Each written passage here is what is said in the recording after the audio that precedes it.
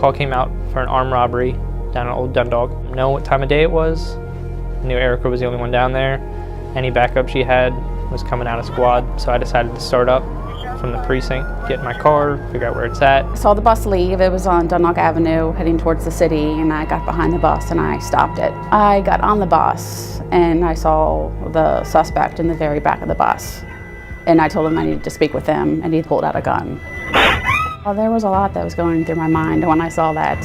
First was to take cover. I heard 2 shots. When I came upon the bus, I observed Officer Slocum to the rear of the bus, kind of pinned down. Shots were being fired. I pulled up just offset of the bus and got out of my vehicle and started to get fired upon. I was trying to retrieve my Kevlar helmet to offer a little bit more protection because the suspect was elevated. So I moved around the side of my vehicle, opened up the rear door, and reached in to grab where I know my helmet is. A round came through the windshield. Apparently he tells everybody, get off the bus, which is best case scenario for the worst case we had. As they're all running off, it runs through my head. What if he's in this crowd and turns around and just pops one off?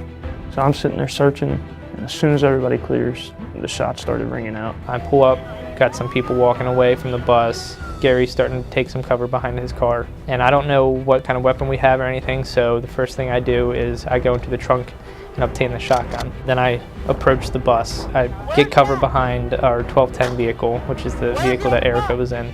Gary's saying he's still on the bus, he's still on the bus. He comes to the front of the bus. I see him fire out the front door of the bus towards Gary's vehicle. I get the shotgun ready and I start firing. And the worst part is, we couldn't see him. We only seen his hands with the pistols hanging out. And as I pulled up to the scene and I opened my door, it was like somebody flipped on a switch. You could hear the helicopter, you could hear the gunshots ringing out, you could hear bullets hitting stuff. I quickly grabbed my body armor from the seat next to me and I threw it on and I took cover behind my car. I had switched over to my handgun.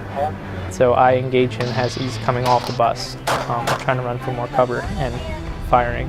He got cover behind a van. Officer down, officer down. I was completely behind cover and I was kneeling down, and I guess the bullet must have jumped off the ground and hit me. But it struck the front of my knee and then bounced around, and I have 2 exit wounds on the side of my leg. I heard a scream. I turned back and I saw Officer Slocum was lying on the ground with an obvious gunshot wound to her right leg. She said Pat had been shot. She was exposed and not behind cover. I went to her. I pulled her behind the left rear tire. I saw that she had dropped her gun. I went back and I got that and I put it in her hand in case the suspect had closed. I poked my head out. I can see him crouched down behind the van. There were hedges along the sidewalk. I used those hedges to get a little bit closer, but the angle I had at that point, I couldn't get a clean shot at him. There was a lull in the shooting, and I made the choice to step out away from the cover out into the open, but I knew once I was out there I only had a short amount of time to get my shot off. I had perfect sight picture, and I stepped out into the intersection. I let one round go. I saw him stumble backwards, and we moved in on him at that point. I hear one shot ring out, and I thought it was him, because one gun was still pointed in our direction underneath of him. At that point, we had nothing else to do. We opened fire and ended the threat. Immediately, me and Gibbs cuff him per procedure, and then head over to clear the bus. At that point, I hear Erica say that she's been shot. I sprint to where she's at. We get a tourniquet on her leg. Her leg had swollen up so much from the gunshot that I had to hold the tourniquet tight the whole time, waiting for medics to arrive. I was concerned for Officer Slocum's well-being. I was very confident that she was going to be fine. I told her later, I don't break my promises.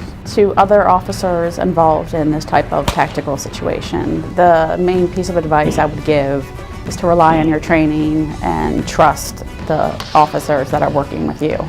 Trusting the people that you work with is extremely important, because I knew that when I wasn't able to engage the suspect anymore, that they were able to take care of it for me.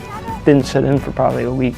It was real. Some people go their whole career without having to fire their weapon. Here I am, 3 years on the road, and the worst thing possible happened. It's something that we always train for. We hope never happens until it does. Luckily, we all worked as a team that day. There were no fatalities on any good guys' parts. which was a good thing. It's still unbelievable to me. We're just like everyone else. We just chose this profession. We did it to help people. We did it to make a difference, to make the world a little bit better of a place to live.